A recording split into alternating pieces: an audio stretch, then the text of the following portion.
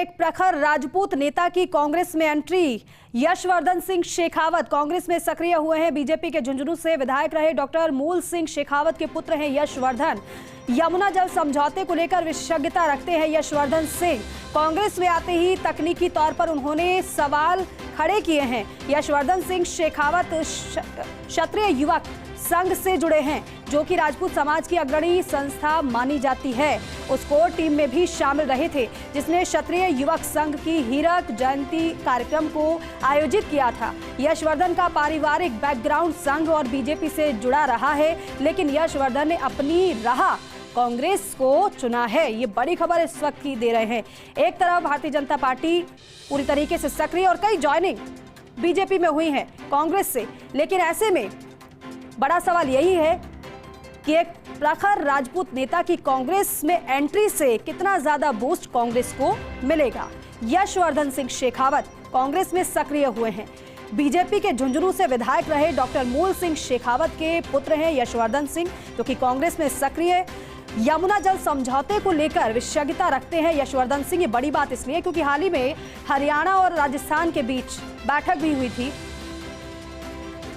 लेकिन यमुना जल समझौते को लेकर विशेषज्ञता यशवर्धन सिंह रखते हैं। कांग्रेस में आते ही तकनीकी तौर पर उन्होंने सवाल खड़े किए हैं। यशवर्धन सिंह शेखावत क्षत्रिय युवक संघ से जुड़े हुए हैं। ये बड़ी बात है, जो कि राजपूत समाज की अग्रणी संस्था मानी जाती है। उस कोर टीम में भी शामिल रहे थे।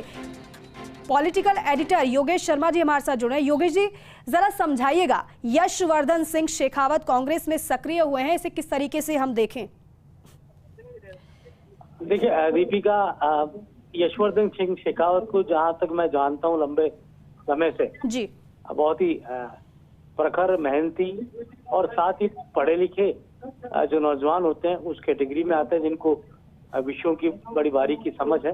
लेकिन इसके साथ ही सामाजिक नेता की उनकी एक छवि है जी। उनके पिता डॉक्टर मूल सिंह शेखावत विधायक रह चुके भारतीय जनता पार्टी के।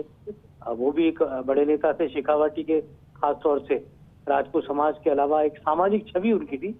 और यशवर्धन सिंह चुनाव लड़ना चाहते थे खेतड़ी से जी, और निर्दलीय चुनाव की तैयारी भी की थी, लेकिन अंतिम समय में वो चुनाव नहीं लड़े जी। और यमुना जल समझौते को लेकर लगातार कोर्ट में जाना और एक आम नागरिक की भांति शेखावटी के इस महत्वपूर्ण विषय को हर तरीके से केंद्र की सरकार, राज्य सरकार के समक्ष उठाना, न्यायिक प्रक्रियाओं के समक्ष उठाना, वो तमाम जो विशेषज्ञता होती है वो उनकी इस पूरे विषय पर रही जी। और यही कारण है कि आज प्रदेश कांग्रेस मुख्यालय में प्रदेश कांग्रेस अध्यक्ष गोविंद सिंह डोटासरा ने एक बड़ी पहल करते हुए बिल्कुल एक ऐसे व्यक्ति को आगे बढ़ाया। ठीक है योगेश जी, बहुत शुक्रिया समझाने के लिए, बातचीत के लिए।